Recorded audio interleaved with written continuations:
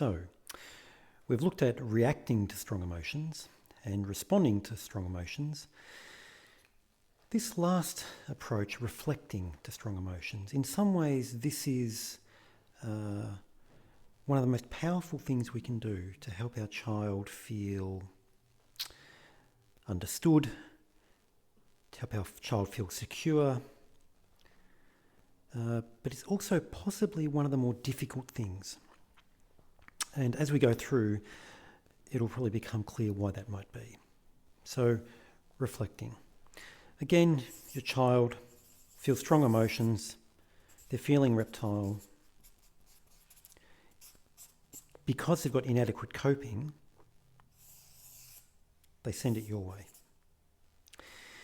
A provocative question, a provocative statement, a provocative action. And like before, you feel it, but you think, hang on, not only this is not, it's my business. It's their problem. But in this context, you take a human response and a mammal response. Because I love you, because I have empathy for you, I can relate to where you are. I'm putting myself in your shoes. I want to be helpful. So in this context, when it comes your way, you don't put up a brick wall, you put up a mirror. So a reflection is where when something comes your way, a strong emotion or a tricky behaviour, you send it back their way. So a reflection is your attempt to understand.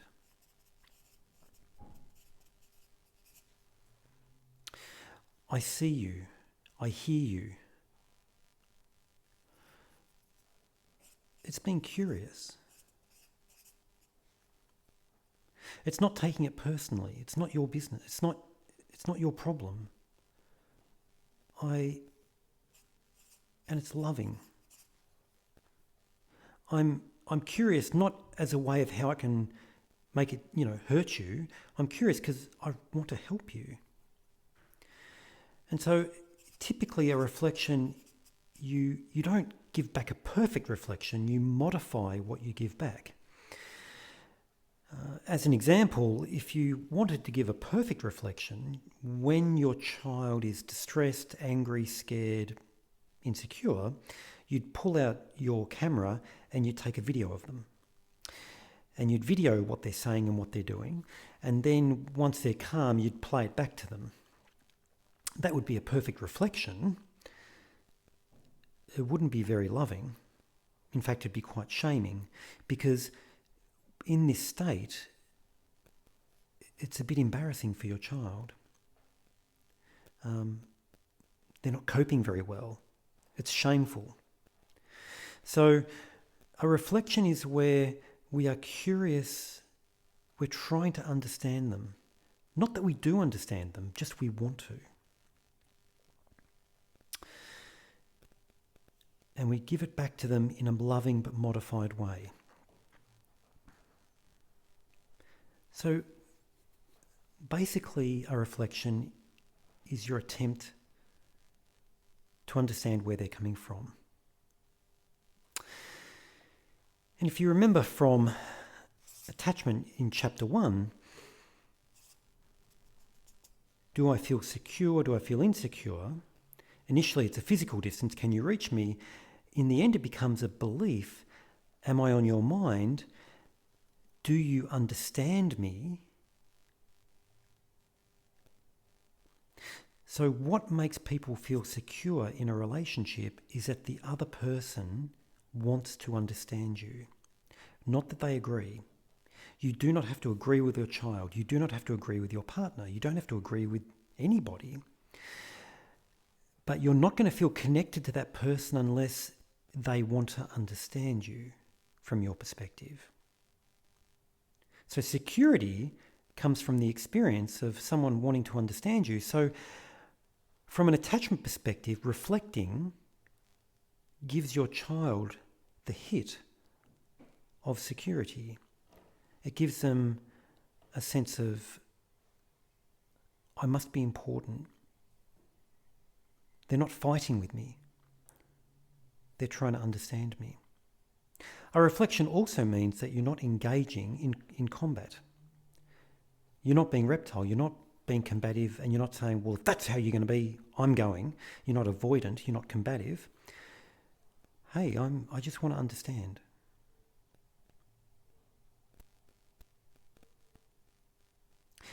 And because you're not answering, it's a bit disappointing. So it helps them to miss out. It helps them to, but in a way where they're still supported, that in the end we're okay, the rupture will get repaired. So reflecting really meets both their attachment needs, it also meets their needs to grow up, to miss out, and it also helps them move away from reptile towards mammal-human. It's also nicer for you.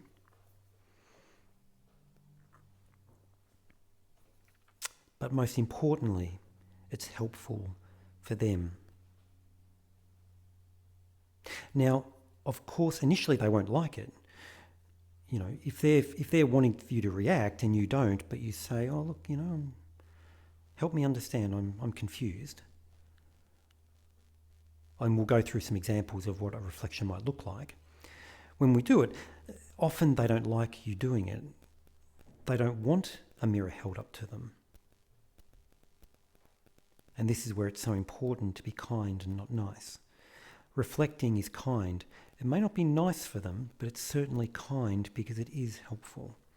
Now, there are basically three ways to reflect. The first way is to be silent,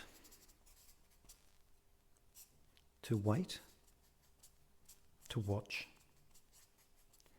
and to wonder. Why am I talking? W-A-I-T. Why am I talking? So wait, watch,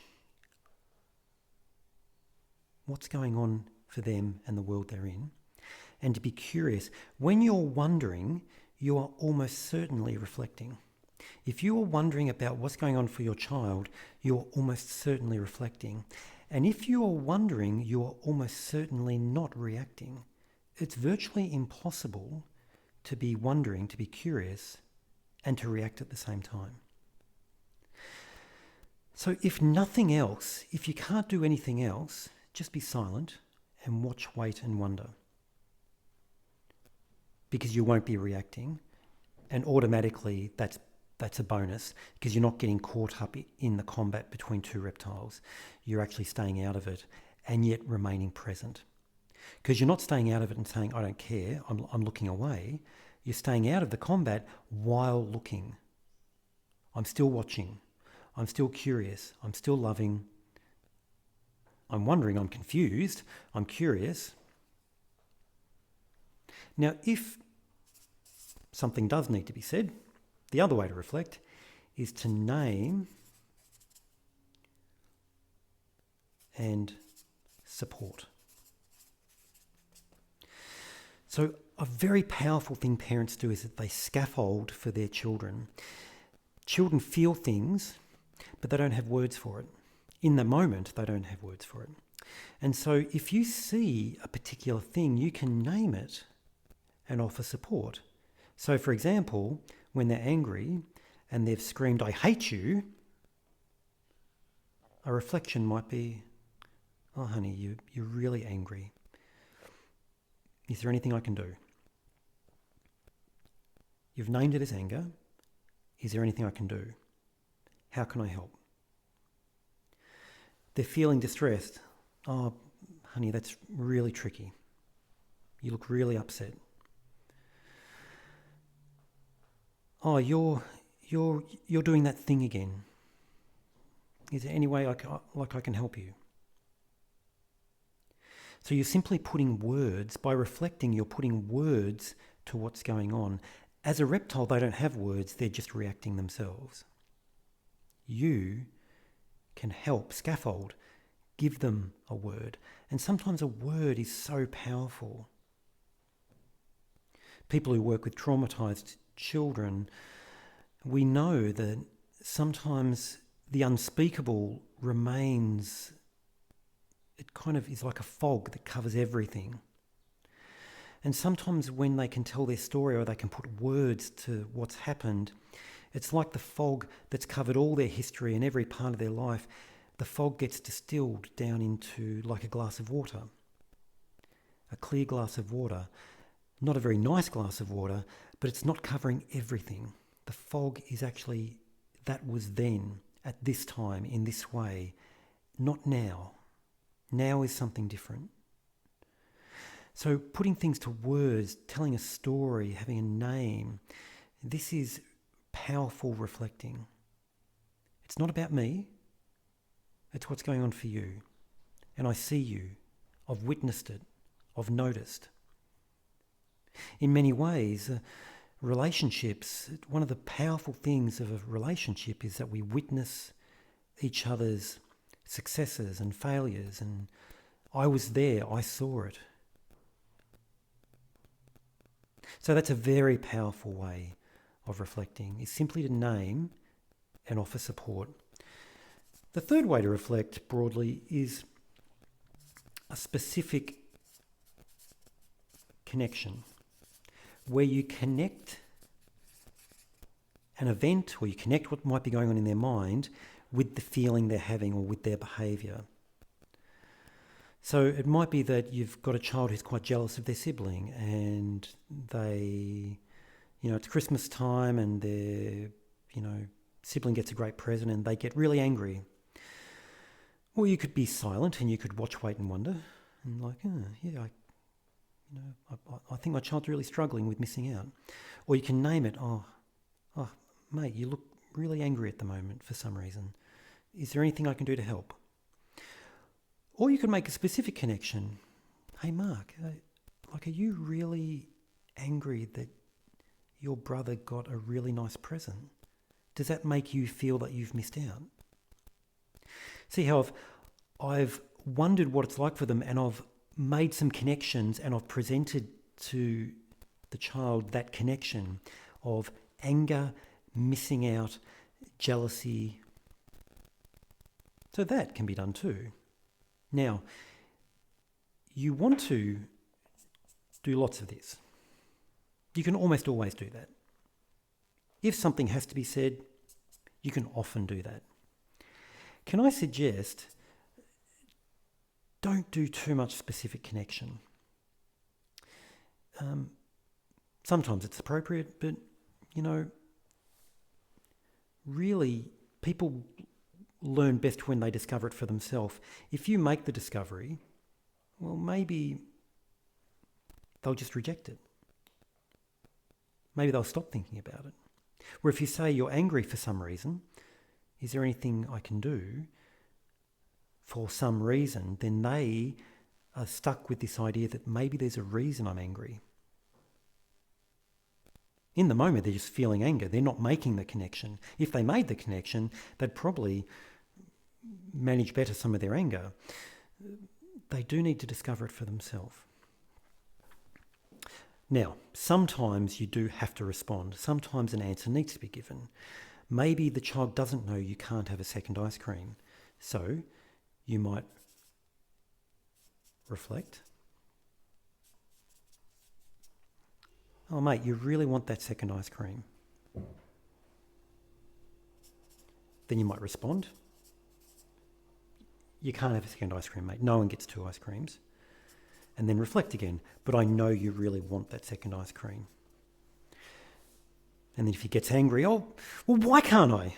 Yeah, you might reflect. Oh, are you really angry that I've said no? That's a specific connection. He's angry because you said no.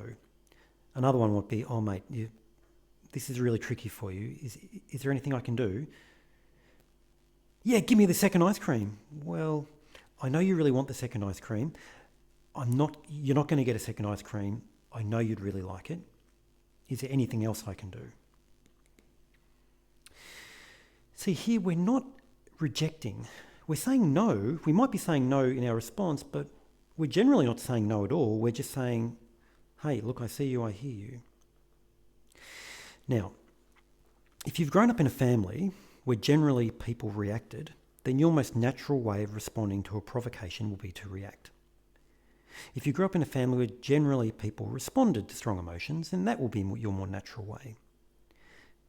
If you grew up in a family where you felt that your parents wanted to understand you and tried to help you understand yourself and were curious about you, then that will be your more natural way of doing it.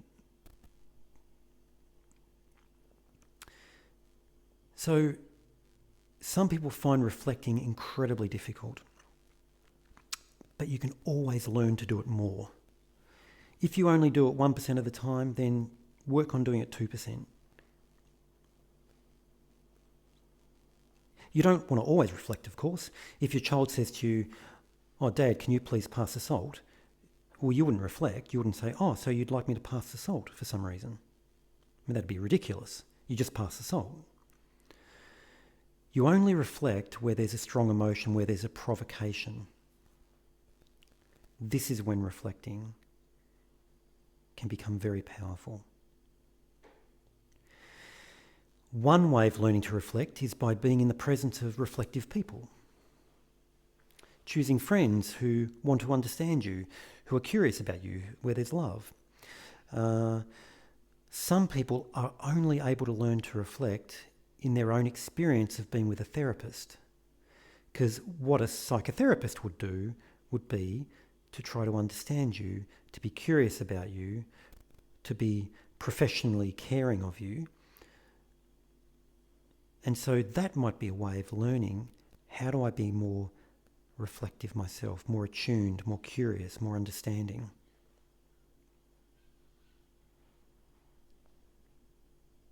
Very hard to be reflective if you're drunk a lot, or if you're intoxicated a lot, or if you've got really severe obsessive compulsive disorder where you're constantly focused on yourself. Very hard to be curious about someone else if you're just focused on yourself. If you're exhausted by your work, if you've got a severe illness that's affecting your energy levels. And so reflecting can be difficult in those circumstances. And so, of course, doing all the things to get yourself in the best possible position. But even with that, it's practice. When you're playing with your child and they're doing things to be reflective rather than directive.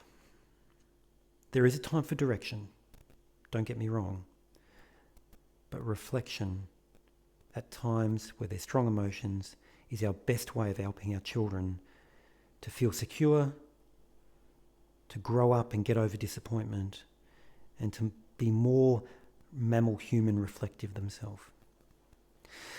So I hope you've found these set of videos useful, and I wish you all the best as you work on enjoying and being playful and having fun with your children and with the people in your life.